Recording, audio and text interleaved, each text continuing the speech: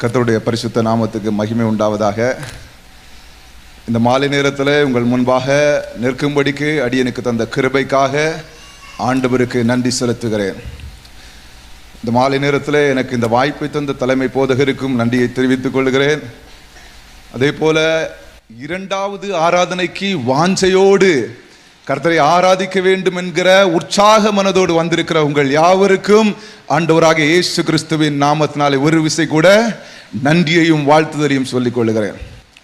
நான் கடந்த முறை இதே போல செய்திக்கு வருகிற பொழுது அந்த நாள் முழுவதும் வீட்டில் கரண்ட் இல்லை. அப்போது நான் என்ன பண்ணேன்னா, போய் உட்காந்து கரண்ட் இல்லாட்டாலும் பரவாயில்ல, எப்படியாவது நம்ம தியானம் பண்ணணும்னு சொல்லி தியானம் பண்ணி ஆயத்தம் பண்ணி நான் இங்கே வெளியே வரும்போது கரண்ட் வந்துடுச்சு. அதே மாதிரி இந்த முறை நான் வீட்டில் போன உடனே இங்கேருந்து முடிச்சு கீழே பாஸ்டர் சொன்னாங்க சாயங்காலம் நீங்கள் தான் பேசணும்னு. கீழே போன உடனே எனக்கு ஒரு கால் வந்துட்டு, இவன் கரண்ட் இல்லைனாலும் வீட்டிலேருந்து ரெடி ஆகிடுவான், இவன் என்ன பண்ண வீட்டில் இருக்க விடக்கூடாது. ஸ்தோத்திரம், அல்லேலூயா. இப்போ எனக்கு சென்ட்ரல் போக வேண்டி இருந்துச்சு. போய்கிட்டு வேகமாக வந்து அப்படியாவது வீட்டில் வந்து ஏதாவது பண்ணிடலாம் அப்படின்னு நினச்சா பெரிய ஃப்ளாஸ்டோட கரண்ட் போயிடுச்சு. எல்லாம் சுற்றி எல்லா இடமும் இருக்கு. கரெக்டாக எங்கள் அப்பார்ட்மெண்ட்டில் எங்கேயுமே கரண்ட் இல்லை. அல்லேலூயா. சரி, ஓகே. நான் எப்பொழுதுமே நம்ம கன்வென்ஷன் முடிஞ்ச உடனே ஒரு செய்தியை ஆயத்தப்படுத்தி வச்சிருந்தேன். அந்த கன்வென்ஷனோட சேர்த்து திருச்சபைக்கு பேசக்கூடிய ஒரு செய்தி. ஆனால் ஆண்டவர் அதற்கு அனுமதி கொடுக்கலை. இன்றைக்கு காலையில் ஸ்தோத்திரம் ஒரு செய்தியை வாலிபர்களோடு பேசும்படிக்கு ஆண்டவர் எனக்கு கொடுத்தார். பொதுவாக இது எஸ்தர்ல இருந்தா நான் பேச போகிறேன். எஸ்தர் ஒரு 10 அதிகாரம் இருக்கிறது. எல்லாருமே, அதாவது எழுப்புதல் செய்தியை பேசுகிறவர்கள், உபவாசத்தை குறித்து பேசுகிறவர்கள், தேசத்துக்காக பேசுகிறவர்கள், ஜெபத்தை குறித்து, மேன்மையை குறித்து எதை பற்றி பேசினாலும் இந்த எஸ்தர் 10 அதிகாரத்துக்குள்ள இருந்து பேசிடலாம். எல்லா காரியங்களும் இந்த எஸ்தர் புஸ்தகத்தில் இருக்கிறது. அதிலிருந்து முதல் 2 அதிகாரத்தில் நான் காலையிலே பிள்ளைகளோடு வாலிபர்களுக்கு பேசக்கூடியதை பேசினேன். ஆனால் இப்பொழுது அதே அதிகாரம் வசனத்தை வைத்து வாலிபர்களோடு பேசினதும் அல்லாமல் இன்னும் சில காரியங்களை உங்களோடு பேச விரும்புகிறேன். திருச்சபையாருக்கு ஆண்டவர் சொல்லக்கூடியதான காரியம் என்ன, அதை மாத்திரம் பேசி சீக்கிரமாக முடிக்க விரும்புகிறேன். முதலாவதாக இந்த எஸ்தர் புஸ்தகத்திலே 2 அதிகாரத்திலே 3 காரியங்கள் முக்கியமாக சொல்லப்பட்டிருக்கிறது. முதலாவதாக வஸ்தி என்கிறதான ஒரு ராஜாத்தி அவளுடைய ஸ்தானத்திலிருந்து தள்ளப்படுகிறாள். இரண்டாவதாக அவளுக்கு பதிலாக அநேக கன்னிகைகள் எங்க சேர்க்கப்படுகிறார்கள், கன்னி மாடத்திலே. மூன்றாவதாக வஸ்திக்கு பதிலாக எஸ்தர் ராஜமேன்மையை பெற்றுக் கொள்கிறாள். அதாவது பட்டத்து ஸ்திரீயாக எஸ்தர் மாற்றப்படுகிறாள். இந்த 3 காரியத்தையும் நம்முடைய திருச்சபையோடு பேசி ஒப்பிட்டு பேசி நான் அமர விரும்புகிறேன். காலையிலே நான் பேசுகிற பொழுது ஒரு சகோதரனிடத்திலே வந்து, நான் பொதுவாகவே இந்த எஸ்தர் புஸ்தகத்தை ஒரு ராஜா அவர் என்ஜாய் பண்றது மாதிரி இருக்குது, அதனால இதை நான் பெருசா எடுக்க மாட்டேன் அப்படின்னு என்கிட்ட சொன்னாரு. சொல்லிட்டு சொன்னாரு, நீங்க இன்னைக்கு காலையில பேசின விதம் கொஞ்சம் வித்தியாசமா இருந்துச்சு. ஏன்னா நான் படிச்ச விதம் வேற, இன்னைக்கு நீங்க பேசின விதம் வேற. இப்பதான் எனக்கு இதனுடைய இன்னொரு டைமென்ஷன் எனக்கு தெரியுது அப்படின்னு சொல்லி சொன்னாரு. ஆனா வசனத்தை பொறுத்த வரைக்கும் கொலோசியருக்கு சொல்லுகிற பொழுது சொல்லுகிறார், போஜனத்தை குறித்தாவது, பானத்தை குறித்தாவது, மாதங்களை குறித்தாவது, பண்டிகை நாட்கள் எதை குறித்தும் ஒருவனும் உங்களை குற்றப்படுத்தாதபடிக்கு பாருங்கள். ஏனென்றால் இவையெல்லாம் வரும் காரியங்களுக்கு நிழலா இருக்கிறது, அவைகளின் பொருள் கிறிஸ்துவை பற்றினது. நம்ம பழைய ஏற்பாடு புஸ்தகம் எல்லாமே புதிய ஏற்பாட்டுக்கு நிழலாக இருக்கிறது. பழைய ஏற்பாடு எல்லாமே நிழல், புதிய ஏற்பாடு இப்ப நாம நிஜம். அதனாலதான் இதை நம்ம அந்த பழைய ஏற்பாடை ஒரு கதையாகவோ சரித்திரமாகவோ பார்க்கிற பொழுது அது சரித்திரமாக தெரியும். இது நம்முடைய புதிய ஏற்பாட்டின் நிழல் அப்படின்னு நம்ம பார்த்துட்டோம்னா எப்படி தெரியும்? ஆமா, அதுல இருந்து புதிய புதிய வெளிப்பாடுகள், ரகசியங்களை நாம பெற்றுக்கொள்ளலாம். வேகமாக ஒரு வசனத்தை வாசித்து செய்திக்குள்ளாக போகலாம். எஸ்தர் புஸ்தகம் 1ஆம் அதிகாரம் 19வது வசனம்.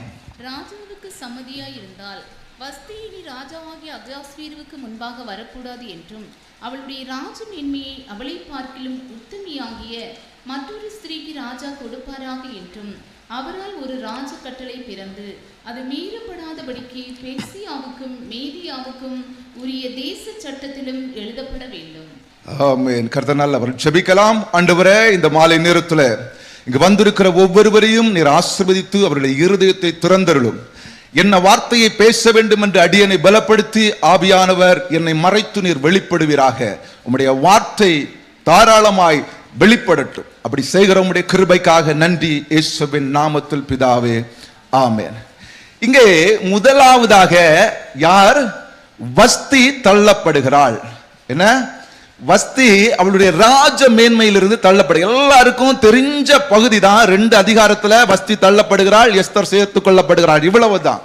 ஆனா அதுக்கு உள்ள போய் பார்த்தா வஸ்தி தள்ளப்படுவதற்கு முன்பாக வஸ்தி எப்படி சேர்த்து கொள்ளப்பட்டாள், எப்படி அந்த ராஜ மேன்மை வஸ்திக்கு கிடைத்தது என்று நாம பார்க்கணும். அப்படி பார்க்க இந்த வசனங்களிலே சொல்லப்படவில்லை வஸ்தி எப்படி அந்த ராஜ மேன்மையை பெற்றுக்கொண்டாள் என்று. ஆனால் வஸ்திக்கு பதிலாக எஸ்தர் அந்த ராஜமேன்மையை பெற்றுக் கொள்ளுகிற பொழுது அதை பற்றிய தெளிவு விளக்கம் அங்கே கொடுக்கப்படுகிறது. எஸ்தரானவள் எப்படி ராஜமேன்மையை பெற்றுக்கொண்டாள் என்று. ஸ்தோத்திரம். வாசிக்கலாம். எஸ்தர் 2ஆம் அதிகாரம் 7வது வசனம். அவன் தன் சிறிய தகப்பன் குமாரத்தி ஆகிய எஸ்தர் என்னும் அத்சாலை வளர்த்தான். அவளுக்கு தாய் தகப்பன் இல்லை. அந்த பெண் ரூபவதியும் சௌந்தரியம் உடையவளுமாய் இருந்தாள். சிஸ்டர், அந்த பெண் எப்படி இருந்தாளா? ரூபவதியும் சௌந்தரியம் உடையவளுமாய் இருந்தாள். அதாவது ஒரு ராஜாவுக்கு பட்டத்து ராணியாக தேர்வு செய்வதற்கு அவளுக்கு இருக்கக்கூடிய முதலாவது தகுதி, அடிப்படை தகுதி என்னன்னா ரூபவதியும் சௌந்தரியவதியுமாய் இருக்கணும். அல்லேலூயா. இதை யார் செய்கிறான்னா விசாரிப்புக்காரர்கள். ராஜாவுக்கு கன்னிகைகளை விசாரிப்பு செய்கிற விசாரிப்புக்காரர்களும் வேற யாரு? அதிகாரிகளும் பிரதானிகளும் எல்லாரும் சேர்ந்து போய் ராஜாவுக்கு ஒரு ஸ்திரீயை கன்னிகையை தேடி கொண்டு வர்றாங்க. அவள் எப்படிப்பட்டவளா இருக்கிறாள்? ரூபவதியும் சௌந்தரியமுடையவளுமாய் இருக்கிறாள். அல்லேலூயா. இவர் கொண்டு வந்து எங்க கொடுக்கிறார் அப்படின்னா அவளை கூட்டி கொண்டு வந்து கன்னிகளை பத்திரப்படுத்துகிற கன்னி மாடத்திலே அங்கே ஏகாய் என்று சொல்லப்படுகிறதான ஒரு பிரதானி இருக்கிறார். அல்லேலூயா. ஏகாய் என்று சொல்லப்படுகிற ஒரு பிரதானியின் வசத்திலே கொடுக்கிறார். இவ்வளவத்தையும் நீங்க பாத்தீங்கன்னா ரூபவதி, சௌந்தரவதி, ஏகாய், கன்னிமாடம் இதெல்லாம் பார்க்கிற பொழுது ஒரு சரித்திரம். ஆமென். இதை நம்ம எதுக்கு படிக்கணும்? நான் காலையில் பிரதர் சொன்ன மாதிரி இப்படித்தான் நமக்கு தெரியும். ஆனா இதுல இந்த ஏகா என்று சொல்லப்படுகிற நபரை பரிசுத்த ஆவியானவருக்கும் இந்த கன்னிகைகளை ஸ்தோத்திரம் எங்க கொண்டு வருகிற கன்னிகையை திருச்சபைக்கும் ஒப்பிட்டு பார்க்கிற பொழுது இதனுடைய ரகசியம் விளங்கும். அல்லேலூயா. ராஜா தேவனுக்கும் திருச்சபை கன்னிக்கும் ஏகாய் பரிசுத்த ஆவியானவருக்கும் அடையாளமாய் இருக்கிறார். அல்லேலூயா. ஆமென். இப்போ இவ அழகு உள்ளவள் என்று யார் பார்க்கிறா? பிரதானிகளும் அவருடைய சேனை, அந்த பிரதானிகளும் தலைவர்களும். இவர்கள் போய் என்ன பண்றாங்க? இவளுடைய சௌந்தரியத்தை, அதாவது வெளி தோற்றத்தை பார்த்து இங்கே கன்னி மாடத்திலே கொண்டு வருகிறார்கள். இப்போ கன்னி மாடம் என்பது நம்முடைய திருச்சபையிலே நம்முடைய வெளி தோற்றத்தை பார்க்கிற ஒரு தருணம் இது. அல்லேலூயா. மகா ரூபவதி. இந்த ரூபவதி என்பது அழகு என்பது சரீரத்திலே மாம்சத்திலே உள்ள அழகு அல்ல. இப்போ ஒருவரை குறித்து நாம என்ன சொல்லுவோம்? இவர் அழகாக பாடலை பாடுகிறார், இவர் அழகாக என்ன பண்றாரு? ஆராதனை நடத்துறாரு. இந்த பிரதர் அழகா என்ன பண்றாரு? வொர்ஷிப் பண்றாரு. இவர் அழகா பேசுறாரு. இப்போ வெளிப்புறமாக பார்க்கிற ஒரு கூட்டம் என்ன பண்ணுது? இவ மகா அழகு, இந்த பையனை மாதிரி ஒரு வொர்ஷிப் பண்றதுக்கு ஒருத்தனே கிடையாது, இந்த சிஸ்டர் மாதிரி பைபிளை அப்படி கரைச்சு குடிச்சவங்க யாருமே இல்ல, இந்த சகோதரன் மாதிரி பாடல் பாடுகிறவங்க அல்லது இசை இசைக்கிறவங்க சொல்லிட்டே போகலாம், யாருமே இல்லை என்பது யாருடைய கருத்து? அங்க விசாரிப்புக்காரர்களும் பிரதானிகளும். இவர்கள் அப்படித்தான் கொண்டு வரணும். ராஜாவுக்கு எல்லாரையும் கொண்டு வந்து விட முடியாது. அல்லேலூயா. ஆனா அப்படி நினைத்து கொண்டு வந்து எங்க கொடுக்கிறாங்க? ஏகாயின் வசமாய் ஒப்பு கொடுக்கிறார்கள். அல்லேலூயா. இப்போ அழகு, இவன் நல்லா பாடல் பாடுறான், நல்ல திறமைசாலி, அப்படி நீ நினைச்சு ஏகாய் கிட்ட கொண்டு வந்தா, அடுத்த வசனத்திலே ஏகாயுடைய கண்களிலே எஸ்தருக்கு தயவு கிடைக்கிறது. அல்லேலூயா. ஏகாயுடைய கண்களிலே தயவு கிடைக்கும் பொழுது அவரிடத்துல ஒரே ஒரு குவாலிட்டியை பார்க்கிறாரு. என்ன குவாலிட்டி பார்க்கிறாருன்னா, நீங்க வசனங்களை வாசிக்க வேண்டாம். எஸ்தர் ஏகாயுடைய கண்களுக்கு நன்றாய் தோன்றினாளாம். எப்படி? அவர் சௌந்தரியத்தையோ ரூபவதி என்றோ இத பார்க்கல. இப்போ ஏகா என்ன பார்க்கிறாருன்னா, இந்த பெண் நன்றாய், அதாவது ஒழுக்கமுடையவளாய். அல்லேலூயா. ஒழுக்கமுடைய, ஒழுங்கா கரெக்டா சர்ச்சுக்கு வாரா, காலையில என்ன கரெக்டா எழும்பி ஜெபம் பண்றான், ஸ்தோத்திரம், கூட்டங்களுக்கு தவறாம வாரான், உபவாச ஜெபத்துல கலந்து கொள்ளுகிறான், ராத்திரி ஜெபங்கள்ல கலந்து கொள்ளுகிறான். இதத்தான் ஏகாய் பார்க்கிறார், ஒழுக்கத்தை ஏகாய் பார்க்கிறாரு. அல்லேலூயா. ஆமென். ஒரு கூட்டம் எதை பார்த்து இங்க சேர்த்து விட்டுச்சு? இவங்க மகாரூபவதி, ரொம்ப அழகு. அழகுன்னு சொன்னா மாம்சத்தின் அழகு அல்ல, ரொம்ப அழகா பாடுறாங்க, ரொம்ப அழகா வொர்ஷிப் பண்றாங்க. இப்ப நாம வெளியே எப்படித்தான் ஆராதனை செஞ்சாலும், எப்படித்தான் நாம ஆடி பாடி துதிச்சாலும், சபை காரியங்களிலே முன்ன போய் எப்படித்தான் வேலைகளை செஞ்சாலும், ஏகா என்கிற பரிசுத்த ஆவியானவர் இதெல்லாம் நம்ம பார்க்கிறது இல்ல. பரிசுத்த ஆவியானுடைய கண்களில நமக்கு கிருபை தயவு கிடைக்கணும்னா ஒழுக்கம் உள்ளவர்களா இருக்கணும். அல்லேலூயா. ஒழுங்கா நன்றாய் ஜெபிக்கிறவர்களா இருக்கணும், நன்றாய் வேதத்தை வாசிக்கிறவர்களா இருக்கணும். அல்லேலூயா. நன்றாய் சபை காரியங்களை விசாரிக்கிறவர்களா இருக்கணும். இந்த ஒழுக்கம் இல்லாம என்ன பண்ண முடியாது? பரிசுத்த ஆவியானவரிடத்துல, ஏகா இடத்துல யாரு? எஸ்தர் கிருபை தயவு பெற முடியாது. அல்லேலூயா. நம்ம வெளிப்புறத்துல எப்படித்தான் நம்ம இருந்தாலும் பார்க்கிறவர்கள் சொல்லலாம், நானோ பாஸ்டரோ வேற யாரோ பார்க்கிற பொழுது இவர் ரொம்ப நல்லவங்க, இவங்க நல்லா ஸ்தோத்திரம் ஆராதிக்கிறாங்க, நல்ல கூட்டங்கள்ல கலந்து கொள்றாங்க, நல்லா சபையில இன்னைக்கு இப்போ கன்வென்ஷன் முடிஞ்சு கன்வென்ஷன்ல இவர் நல்லா வேலை செஞ்சார், இவர் ஓடி ஓடி வேலை செஞ்சார், அவங்க அப்படி செஞ்சாங்க. இது எல்லாம் யாருக்கு? நம்ம பார்க்கிறவர்களுக்கு. ஆனா பரிசுத்த ஆவியானவர் எதை பார்க்கிறாரு? உள்ள ஒழுக்கம் உள்ளவனா இருக்கிறாயா? அல்லேலூயா. அப்படி நீ பார்த்தா, இப்ப நம்ம இந்த ரூபவதி சௌந்தரியம் இல்லாத ஒருத்தர யாருக்கு? ராஜாவுக்கு செலக்ட் பண்ண மாட்டாங்க. அப்படின்னா இந்த ரூபவதியும் சௌந்தரியமும் நம்ம கூடவே இருக்கணும். என்ன அர்த்தம்னா, நாம திருச்சபையில் இருக்கக்கூடிய அடிப்படை தகுதி தான் இங்க உள்ள வேலைகளை எல்லாம் செய்யறது. புரியுதா? நம்ம ரூபவதியா தான் இருக்கணும், சௌந்தரியவதியா தான் இருக்கணும். அப்பதான் ராஜாவுக்கிட்ட போகிறதற்கு தகுதியுடையவர்களா மாற முடியும். இப்ப ரூபவதியும் சௌந்தரியவதியும் வெளிப்புறமான இந்த வேலைகளை செய்கிறது, ஜெபிக்கிற, இது எல்லாமே ஒரு விசுவாசியுடைய அடிப்படை தகுதி. ஒரு விசுவாசியா இருந்தா சபையில சேர் எடுத்து போடதான் செய்யணும், வேலையை செய்யதான் செய்யணும். அவன் சௌந்தரவதி என்கிற இடத்துல இருந்தா தான் அவன் கன்னிமாடத்துக்கே வர முடியும், அவன் திருச்சபைக்குள்ளே வர முடியும். அல்லேலூயா. ஆமென். அதனால நான் இதெல்லாம் செய்யறதுனால செலக்ட் ஆயிருவேன். பரிசுத்த ஆவியானவர் என்ன ஆமென் கொண்டு போயிருவாரு எங்க? ராஜாவிடத்துல நீ சொல்லிட்டா அது இல்ல. அல்லேலூயா. ஆமென். ஒழுக்கமுடையவர்களாய் இருக்கணும். ஸ்தோத்திரம். அடுத்தது, இந்த யாரு? எஸ்தரை பற்றி வசனம் சொல்லுகிறது. அவள் எப்படிப்பட்டவள்? ரூபவதி. அல்லேலூயா. ரூபவதி. இதே எஸ்தரை போலத்தான் யார் இருந்திருப்பா? வஸ்தி. அல்லேலூயா. வஸ்தியை பற்றி 1ஆம் அதிகாரம் 10ஆம் வசனத்திலே சொல்லப்பட்டிருக்கிறது. அவள் எப்படிப்பட்டவளா? மகாரூபவதியா. எஸ்தர் எப்படிப்பட்டவ? ரூபவதி. மகாரூபவதியே தள்ளப்பட்டு போயிட்டா. அதாவது சர்ச்சில் டைமுக்கு சேர் எடுத்து போடுறது யாரு? எஸ்தர். ஆனா இத கூட்டி பெருக்கி முந்தின நாளே ஆயத்தம் பண்ணி எல்லாமே செய்யறது யாரு? வஸ்தி. இப்போ வஸ்திக்கே இடம் இல்ல. அல்லேலூயா. அப்போ எஸ்தரை பார்க்கிலும் அதிக அழகும் அதிக சௌந்தரியமும் உள்ள ஒரு வஸ்தி தள்ளப்பட்டு போவதற்கான காரணம் என்ன? அல்லேலூயா. இந்த காரணத்தை நாம தெரிஞ்சிட்டோம்னா, அல்லேலூயா, நம்ம அப்படிப்பட்ட காரியங்களில மாட்டிக்கொள்ளாமல் சிக்கிக்கொள்ளாமல் நாம தப்பித்துக் கொள்ளலாம். ஆமென். அதாவது இந்த வஸ்தியை குறித்து தான் முழுக்க நம்ம பார்க்கணும். ஏன்னா வஸ்தி தான் தள்ளப்பட்டு போனாள். அல்லேலூயா. அவள் மகா சௌந்தரியம் உள்ளவள். ஆனா வஸ்தியை எப்படி தேர்வானாள் என்கிற காரியத்தை இங்க சொல்லப்படாததுனால தான் எஸ்தர் எப்படி தேர்வு செய்யப்பட்டார் என்பதை குறித்து நாம பார்க்கிறோம். ஏன்னா இதே மாதிரி தான் வஸ்தியும் தேர்வு செய்யப்பட்டிருப்பாள், இதே மாதிரி தான் ஏகாய் வசமாக ஒப்பு கொடுக்கப்பட்டிருப்பார், இதே மாதிரி தான் சுத்திகரிப்பு. எப்படி 6 மாதம் வெள்ளை போல தைலத்தினாலும் 6 மாதம் சுகந்த வர்க்கங்களினாலும் சுத்திகரிப்பு. அவர்கள் எதையெல்லாம் கேட்கிறார்களோ அதெல்லாம் கொடுக்கப்படும்.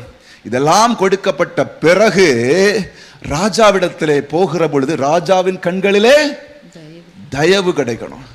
இவ்வளவு குவாலிட்டி உள்ள ஒரு வஸ்தி எதற்காக தள்ளப்பட்டு போனாள் அப்படி நீ பார்த்தோம்னா 1ஆம் அதிகாரம் 10வது வசனத்தை வாசிக்கலாம். 7ஆம் நாளிலே ராஜா திராட்சரசத்தினால் களிப்பாய் இருக்கும்போது மகா ரூபவதியாயிருந்த ராஜஸ்திரியாகிய வஸ்தியின் சௌந்தரியத்தை ஜனங்களுக்கும் பிரபுக்களுக்கும் காண்பிக்கும்படி ராஜகிரியிடம் தரிக்கப்பட்டவளாக அவளை ராஜாவுக்கு முன்பாக அழைத்து வர வேண்டும் என்று ராஜாவாகிய அகாஸ்வேரு. போது சிஸ்டர், நீங்க 10 முடிச்சிட்டீங்க. ஓகே, அதாவது மகா ரூபவதியாயிருந்த வஸ்தியை, ராஜஸ்திரியுடைய அழக சௌந்தரியத்தை யாருக்கு காண்பிக்கணுமா?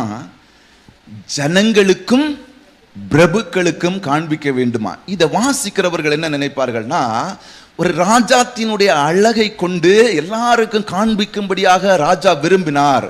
ஆகவே என்ன பண்ணாரு, இந்த வஸ்தி வருவதற்கு மனதில்லை என்று மறுப்பு தெரிவித்தாள் என்று நாம இதை எடுத்துக்கொள்கிறோம். ஆனா உண்மையிலேயே ராஜா விருந்து செய்கிற பொழுது வஸ்தியும் என்ன பண்ணா, இங்க விருந்து செய்து கொண்டுதான் இருந்தா. அவ சும்மா இருக்கல. ஆமென். அவள் ராஜா என்ன வேலைகளை செய்கிறாரோ, என்ன காரியங்களை காண்பிக்கிறாரோ அதே காரியங்களை ராஜாவுக்கு இணையாக செய்தவள் தான் யாரு? இந்த வஸ்தி. ஆமென். அவ மகா ரூபவதி. யாரு?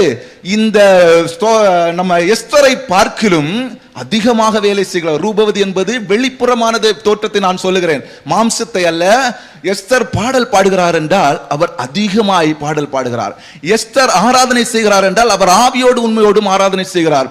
எஸ்தர் ஒரு காரியத்தை உண்மையா செய்கிறார்னா இவர் இன்னும் அதிகமாய் செய்கிறார். வஸ்தி மகா ரூபவதி, எஸ்தர் ரூபவதி, ஆனால் வஸ்தியோ மகா ரூபவதி. இப்படிப்பட்ட மகா ரூபவதியாக இருந்த இந்த வஸ்தியை ராஜா அழைத்து அனுப்புகிறார். எதற்காக என்றால் ஜனங்களுக்கு முன்பாக அவளுடைய அழகையும் சௌந்தரியத்தையும் காண்பிக்கும்படியாக. இப்போ நம்முடைய திருச்சபையில ஒருத்தங்க என்ன பண்றாங்க, யாருக்கும் தெரியாத ஒரு இடத்துல ஊழியம் செஞ்சுட்டு இருக்காங்க. அல்லேலூயா. அது சமையலாயிருக்கலாம், வேறு பாடல் ஊழியம், எந்த உபவாச ஜெபம், ஏதோ ஒரு ஊழியத்தை நீங்க வச்சிருங்க. சேர் போடுறது, கூட்டுறது, பெருக்கிறதுல இருந்து தெரு ஊழியம், எந்த ஊழியமாக இருந்தாலும் வச்சிருங்க. அவர் யாரு? ரூபவதி. ஆனா யாருக்கும் தெரியாத இடத்துல ரொம்ப அழகா பாடல் பாடுறாங்க, ரொம்ப அழகா ஜெபம் பண்றாங்க. ஆனா யாருக்கும் தெரியாத ஒரு இடத்துல. அல்லேலூயா. இப்ப ராஜா என்ன விரும்புறார்னா, அவரை கொண்டு வந்து எல்லா ஜனங்களுக்கு முன்பாக, என் பிள்ளைய பாரு எவ்வளவு அழகா பாடல் பாடுறா, என் பிள்ளைய பாரு எவ்வளவு அழகா பிரசங்கம் பண்றான், என் பிள்ளைய பாரு எவ்வளவு அழகா ஊழியம் செய்யறான், என் பிள்ளை எவ்வளவு அழகாக காரியங்களை தேவ சமூகத்தில் செய்கிறான் என்று வெளிப்படையாய் ஜனங்களுக்கு முன்பாக காண்பிக்க விரும்புகிறார் ராஜா. அல்லேலூயா. நீங்க ஒருவேளை எங்கேயோ ஒரு இடத்துல மூலையில இருந்து ஒரு ஊழியத்தை செய்றீங்க, ஒரு பாடலை பாடுறீங்கன்னா திடீர்னு ஒரு நாள் உங்களுக்கு ஒரு அழைப்பு வரும். நீங்க இந்த வாரம் என்ன பண்ணணும், முன்ன வந்து ஒரு பாடலை பாடணும். இப்போ நீங்க எங்கேயோ யாருக்கோ தெரியாத இடத்துல பாடிட்டு இருந்த நீங்களும் நானும் திடீர்னு ஒரு அழைப்பு வந்த உடனே இப்போ எப்படி திருச்சபை முழுக்க ஆள் இருக்கும். அல்லேலூயா. சபை நிரம்பி ஆளு. இப்போ ஆண்டவர் தான் இந்த வாய்ப்பை கொடுக்கிறார். எதுக்கு? என் பிள்ளை தனிமையில இருந்து பாடிக்கிட்டு இருந்தா இப்ப எல்லாருக்கும் முன்பாக இவனை கனப்படுத்தணும்னு. அல்லேலூயா. உலக ராஜாவே உலகத்துல ஒரு ஸ்கூல்ல படிக்கிற பிள்ளைய நல்லா படிச்சுட்டா அந்த டீச்சர் அவனை கூப்பிட்டு, இந்த பையன் ரொம்ப படிக்கிற பையன் எல்லாருக்கும் முன்பாக அறிமுகப்படுத்துவாரா? படுத்த மாட்டாங்களா? ஆனா நம்ம பரலோகத்தின் தகப்பன், பரலோக ராஜா, அவர் அதைவிட அதிகமாய் செய்கிறவர். அல்லேலூயா. அதைவிட அதிகமாய் ஒருவன் மூலையில உண்மையாய் சோதரம் ஜெபம் பண்ணி ஆராதித்து ஏதோ ஒரு ஊழியத்தை செஞ்சுட்டு இருந்தான்னா, இந்த ராஜா அழைத்து, நம்ம தேவன் அழைத்து என்ன பண்ணுவாரு? அல்லேலூயா. எல்லாருக்கும் முன்பாக அவரை கனப்படுத்துவது அவருக்கு ஆசை, கனப்படுத்துவது அவருக்கு பிரியம். ஆனா அல்லேலூயா, ஆனா இந்த வஸ்தி என்ன பதில சொன்னா? அல்லேலூயா, என்ன சொன்னா அடுத்த வசனத்துல? வரமாட்டேன். அல்லேலூயா. இன்னைக்கு நிறைய பேர் திருச்சபையில செய்யக்கூடிய பெரிய தவறு, நீங்க உங்க இடத்துல நீங்க ரூபவதி தான், மகா ரூபவதி தான், உண்மையா இருக்கிறீங்க, பாடுறீங்க, ஜெபிக்கிறீங்க, உங்களுக்கு கொடுக்கப்பட்ட ஊழியத்தை நீங்க உண்மையா செய்யறீங்க. ஆனா எல்லாருக்கும் முன்பாக ஒரு மேன்மையான ஊழியத்தை கொடுக்கிற பொழுது, ஒரு வேலையை கொடுக்கிற பொழுது நம்ம என்ன செய்யறோம்? மறுப்பு தெரிவிக்கிறோம். நான் வர முடியாது பாஸ்டர், நான் வர முடியாது பிரதர். நீங்க எல்லாம் என்ன நினைக்கிறீங்க? ஒரு பிரதரோ ஒரு பாஸ்டரோ அல்லது யாரோ ஒருத்தங்க இந்த ஊழியத்தை உங்களுக்கு தரதா நினைக்கிறீங்க. ஆனா வசனத்தின்படி யாரு? ராஜா வஸ்தியினுடைய அழகையும் சௌந்தரியத்தையும் யாருக்கு காண்பிக்கணும்? ஜனங்களுக்கும் பிரபுக்களுக்கும் காண்பிக்கணும். இங்க இருக்கிற விசுவாசிகளுக்கும், இங்க இருக்கிற உதவி ஊழியர்களுக்கும், மற்றவர்களுக்கும் காண்பிக்கணும். இங்க ஒரு பிள்ளை இருக்கிறா, அவ அதிகமா சூப்பரா பாடல் பாடுவா. ஆமென். இங்க ஒரு பையன் இருக்கிறான், அவன் ரொம்ப அழகா ஜெபம் பண்ணுவான். ஆமென். இங்க ஒரு பிரதர் இருக்காரு, அவரை மாதிரி ஊழியங்களை பண்ண முடியாதுன்னு எல்லாருக்கும் காண்பிக்கிறதுக்காக ஆண்டவர் உங்களை கொண்டு வந்தா நீங்க என்ன போல சொல்றீங்க? வரமாட்டேன் ஆண்டவரே. அல்லேலூயா, வரமாட்டேன். அப்படி சொல்றதுனால தான் அநேகருடைய ஊழியங்கள் தள்ளப்பட்டு போனது, அநேகருக்கு கொடுக்கப்பட்ட வாய்ப்புகள் தள்ளப்பட்டு போனது. ஆமென். இப்ப என்ன சொல்றது? யார் வாரா? யார் வாரா? எஸ்தர். ஆமென். எஸ்தர் வந்துட்டா. இப்போ எஸ்தர் புதுசா, இப்போ நான் என்கிட்ட பேச சொன்னாரு பாஸ்டர், நான் பேசல. இப்ப யாரோ ஒருத்தர் புதுசா வந்து இங்க பேச தொடங்கிட்டாரு. இப்ப நான் என்ன சொல்றேன்? என்கிட்ட சந்தேகம்லாம் கேட்டு இருந்த பையன் இன்னைக்கு எங்க போய் பேசிட்டு இருக்கான் பாரு. நேத்தைக்கு வந்தவன் இன்னைக்கு பேசிட்டு இருக்கான். ஒழுங்கா பாட தெரியாது, இன்னைக்கு முன்னப்ப பாடிக்கிட்டு இருக்கான். ஏன்? காரணம் என்ன? உங்களுக்கு கொடுக்கப்பட்டதான மேன்மையான அழைப்ப, கனமான ஊழியத்தை நீங்க விட்டுட்டதுனால. அல்லேலூயா. நீங்க விட்டுட்டா என்ன நடக்கும்? ஆண்டவருக்கு வேலை செய்யணும். அது யாரை கொண்டு வேணாலும் செய்வார். அல்லேலூயா. மனுஷனை கொண்டு பேசுவாரு, தூதனை கொண்டு பேசுவாரு, சத்தத்தை கேட்கலையா கழுதையை கொண்டு பேசுவாரு. அவருக்கு காரியம் ஆகணும், அவ்வளவுதான். அல்லேலூயா. பஸ்தி ஏன் தள்ளப்பட்டு போனாள்? அல்லேலூயா. முடியாது, வரமாட்டேன், மறுப்பு.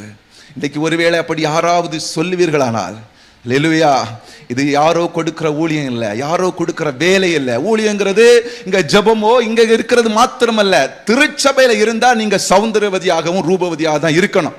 இது உங்களுக்கு உண்டான அடிப்படை தகுதி. அப்பதான் திருச்சபைக்குள்ள வரவே முடியும். நீங்க திருச்சபை என்பது கன்னிமாடம், கன்னிமாடம் என்பது திருச்சபை. திருச்சபைக்குள்ள வரணும்னா திருச்சபையில் உள்ள வேலைகளை நீங்க செய்யணும். இது உங்களுக்கு இருக்கிறதான அடிப்படை தகுதி. அல்லேலூயா. எல்லாரும் சொல்றது போல நான் சேர் போட்டேன், பாய் போட்டேன், அதை போட்டு, இது உங்களுடைய அடிப்படை தகுதி. நானும் செஞ்சிருக்கேன், இன்னும் செய்யணும்னு விரும்புறேன்.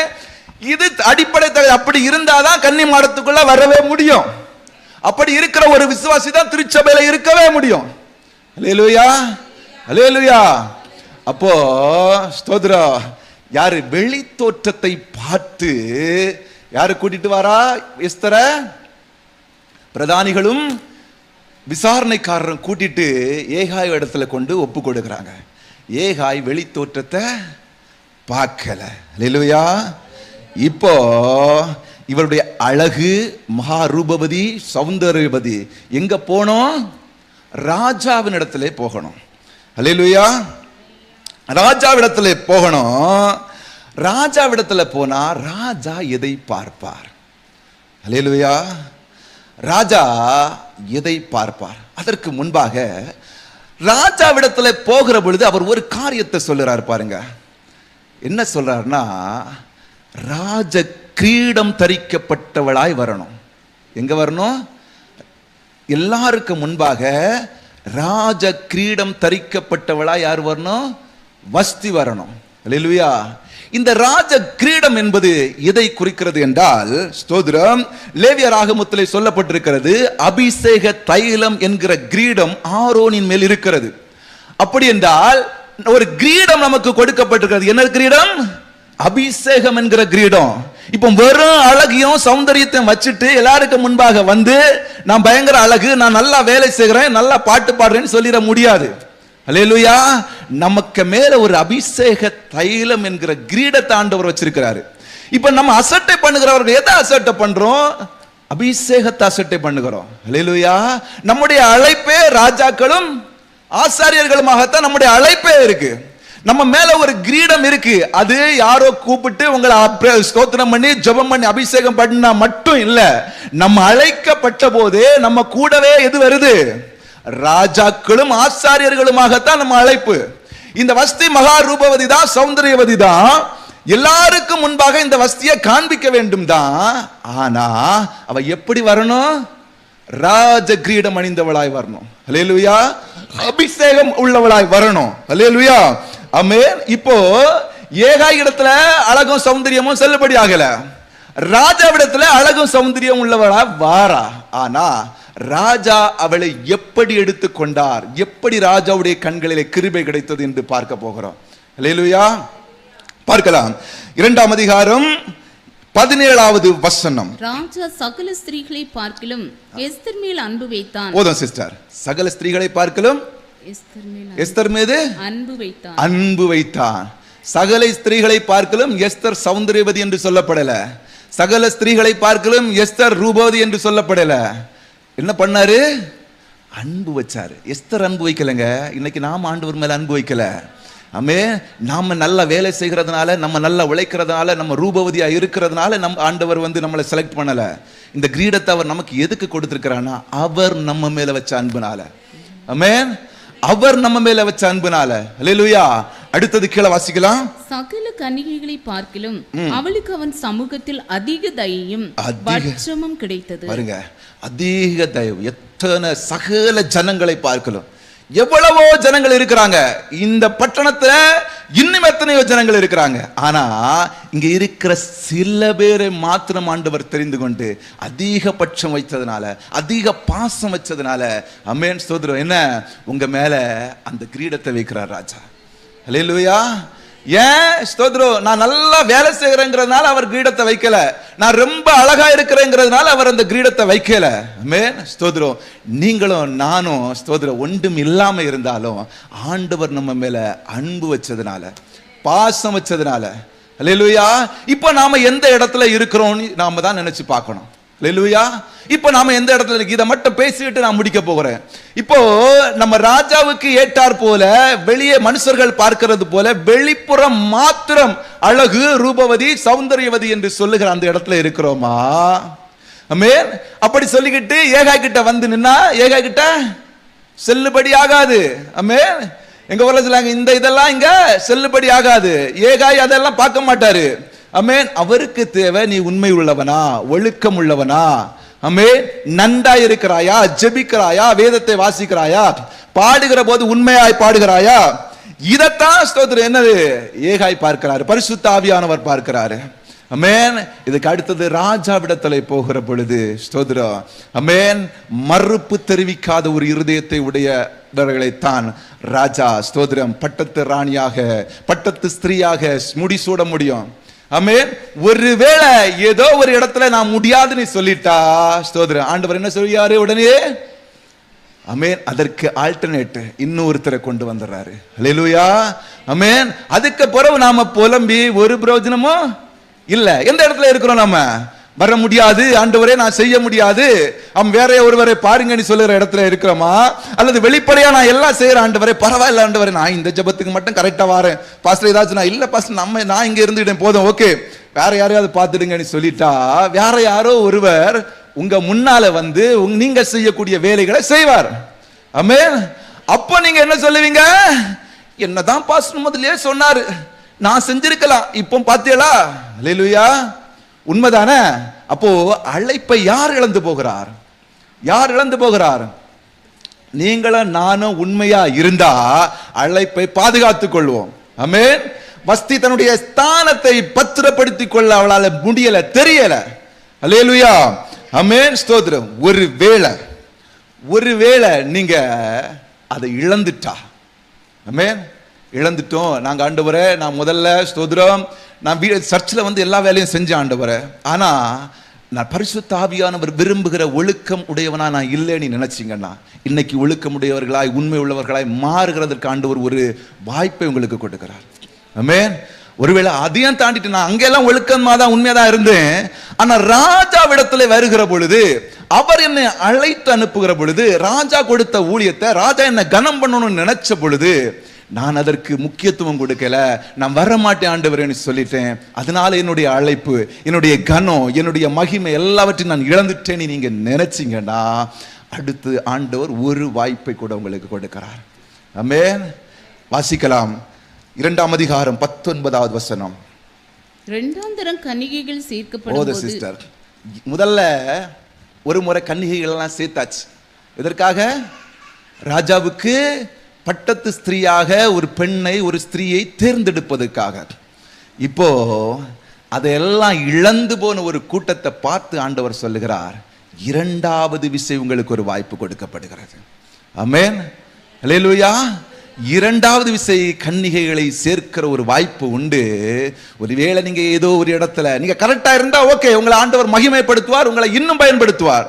ஒருவேளை ஏதோ ஒரு இடத்துல ஆண்டவரே நான் முடியாது, என்னால மாட்டேன் அப்படின்னு சொல்லிட்டு நீங்க அதை விட்டு அந்த இடத்தை இன்னொருத்தர் பிடிச்சிட்டாருன்னு இப்ப நீங்க ஏங்கி கொண்டு இருப்பீர்களே, ஆனால் ஆண்டவர் உங்களை பார்த்து சொல்லுகிறார், 2வது விசை சேர்த்து கொள்ளப்படுகிற ஒரு நாள் வருகிறது.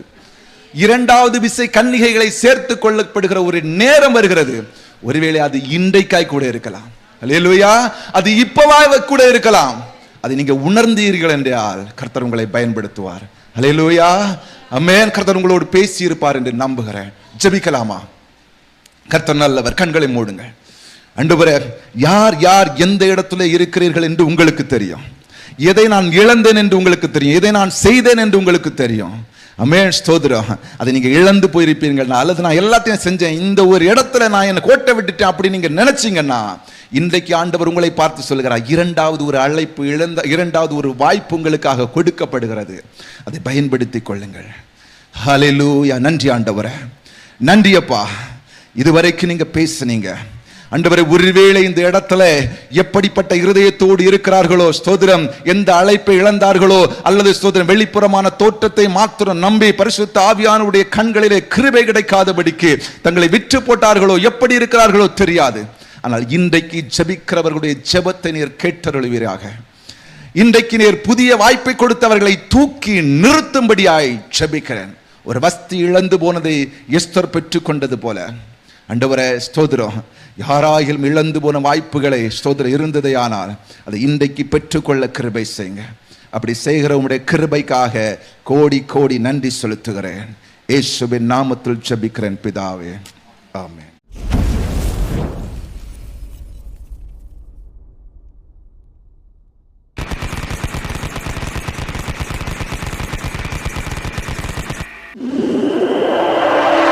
Yeah.